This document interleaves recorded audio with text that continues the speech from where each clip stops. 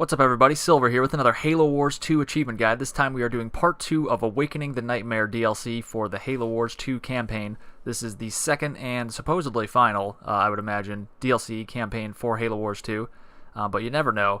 But anyway, this is part 2 of 5, so start up this mission. We're doing it on Legendary, so we're going for the Legendary achievement completion. So to start, we're just going to run across the map and start blowing up the supply and power caches. You want to collect all the power and supply you can.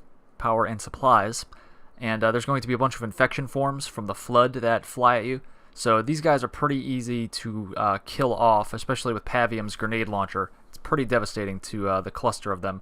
So we're just going to run back and forth to the right, and we can see we collected all those power and supply caches. Now we're going to run to the left. There's no items to blow up over here, but you can see there's just some supplies lying on the ground already for you to pick up. So we're going to run into them. We don't really care that we're kind of touching the flood, even though they're disgusting. But Pavium does a pretty good job of handling himself. And then, you know, obviously the infantry units serve as a distraction for everybody.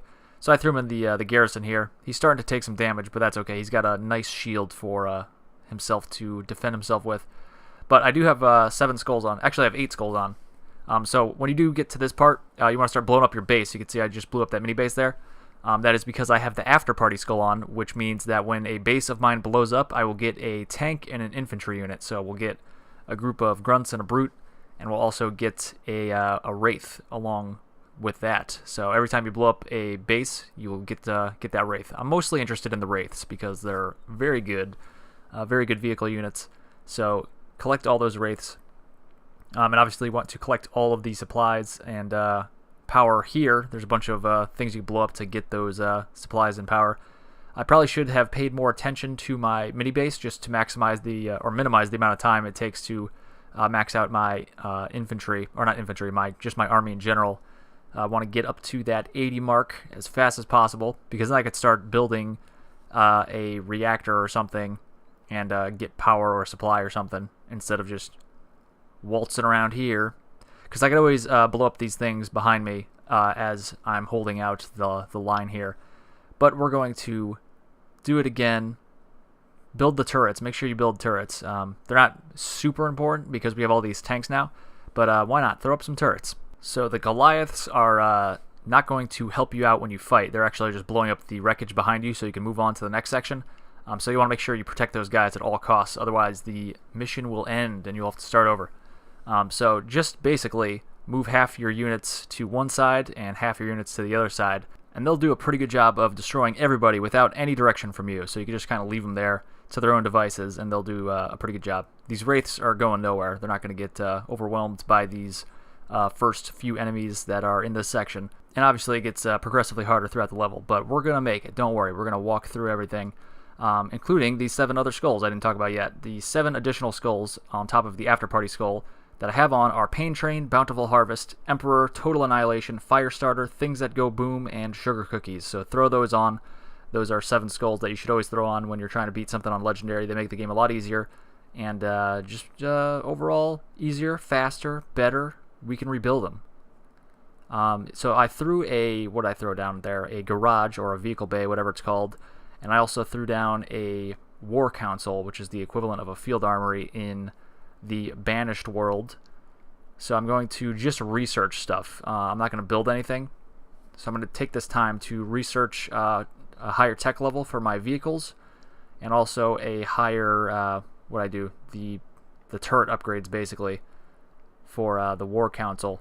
So what you want to do here is you want to make sure you don't research or start researching something if you don't have enough time to complete it by the time the next wave comes along. You can see in the top right there's a countdown timer. It's at 1:40 now. You want to make sure that everything that you're researching or building in these mini bases will be completed by the time that runs out.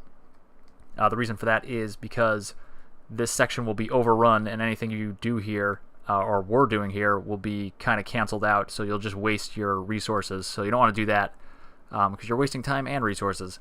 So make sure that you could see actually the time limit left when you hover over the building. You could see how much time is left on that current upgrade or unit that's being built, so you could see if you have enough time. And we are just under the time for that vehicle. What is it? Not vehicle. I can't speak today. It's the War Council. That upgrade is going to be finishing up right before the timer, right before the buzzer, if you will. And now there's a bunch of infection forms coming from behind, but that's okay. We're done here. We've protected those Goliaths, and we are moving to the next section. So now we have another base. I'm going to blow that up.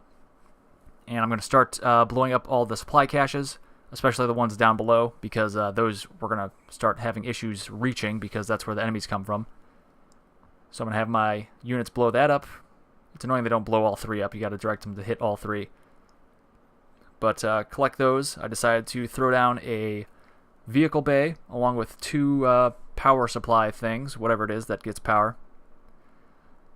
And I'm going to start researching stuff. That was my leader power. I decided to use Atriox's Bulwark, or upgrade Atriox's Bulwark as much as possible. And then I started upgrading the that second one. It's the thing that makes all the giant lasers come out of the sky. I forget what it's called. And this preview video, I'm doing the commentary over. It's too small. I can't read what it says. Anyway, let's move on. We're over on the right side here. We're trying to free these. It's an optional objective to free all these lost units, basically.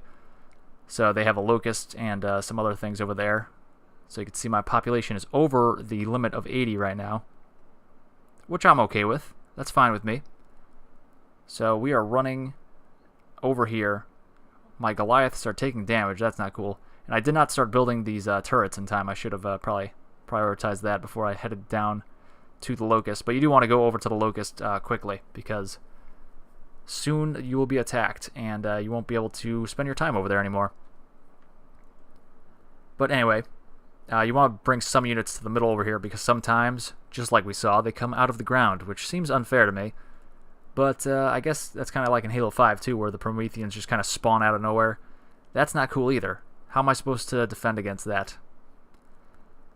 I guess we know where they're going to spawn, but you know, if you played enough. The first playthrough though, I'm like, what's going on? There was nobody over here, and now all of a sudden, here they are. So we're just going to continue upgrading our vehicle tiers. We're going to get to tier level 3. Again, you want to make sure that everything you're researching or building is going to be complete by the time this wave is over. So we got 2 minutes, 10 seconds-ish right now. Make sure everything's done by then, or you will have wasted your money and your time. So we're going to basically do what we did in the first section.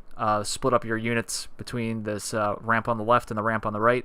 And also you want to make sure you have some units kind of behind your mini base here, because people like to come up out of the ground here. It's like Zombieville over here. And you can have them kind of roam around as well and collect all the supply and power caches. So we're just kind of hanging out. We got another minute.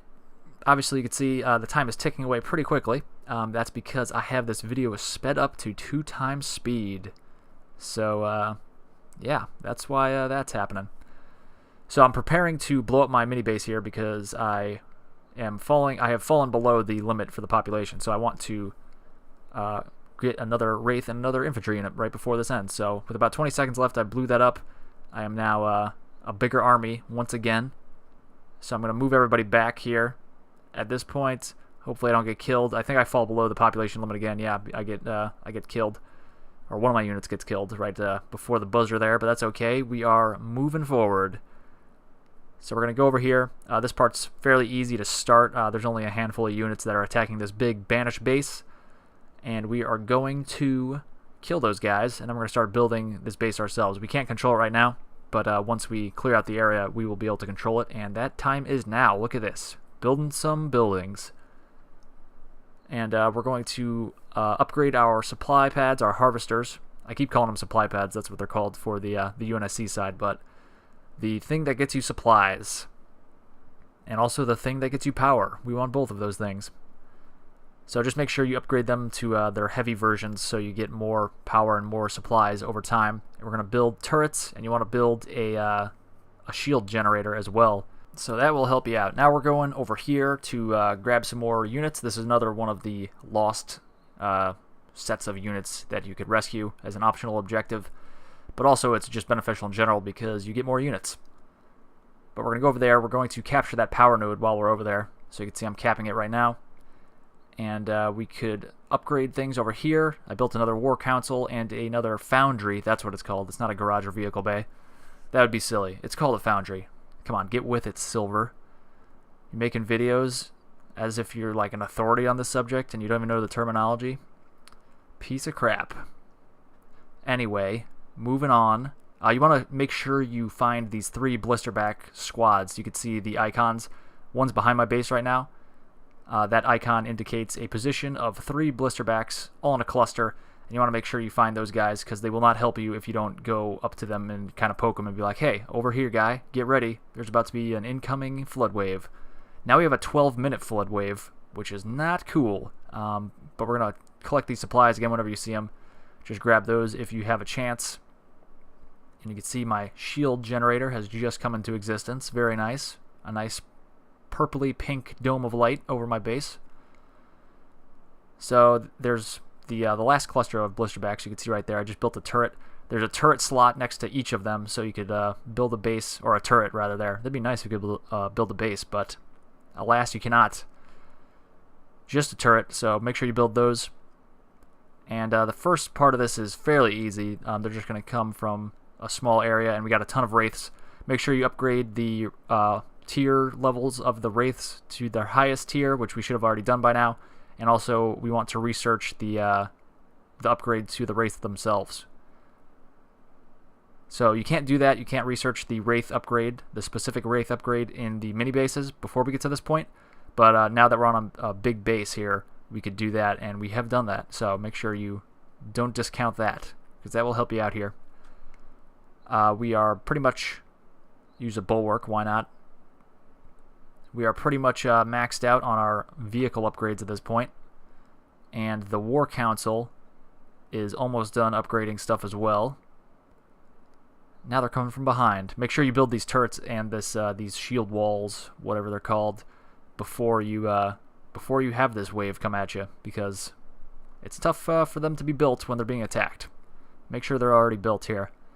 And then obviously we're kind of rotating around the map as the waves come at us from different directions. But eventually they're going to come at us from all directions, so just make sure you're aware of that. You don't ignore what's behind you. And it will show you like where they're going to come from on the minimap. There's like some dotted lines that come towards your base here every now and then, and it indicates where the enemy is going to be attacking from. So eventually it's going to be 3 directions. Or I guess 4, but you know. Front right, front left, back right. All the directions all at once. Very, it's like tentacles coming out of the ground. Some weird tentacle action. Tentacle videos coming all directions. It's getting weird in here. It's getting floody. Here's the tentacles I'm talking about. Let's just leave it at that. Let's kill them. We don't want the tentacles anywhere near us. They're slapping themselves all around. So let's just move around in an orderly fashion and take care of this. This is a problem. This is a serious issue. I thought I had a problem in my backyard. I had moles at one point, so I got like Grub-X because they eat grubs. So get rid of the grubs. They have nothing to eat. They just leave. This I don't know what I would do with if this popped up in my backyard. Hopefully get some wraiths, I guess, but I mean I don't know where to buy a wraith, or like 14, however many I have in this game right now.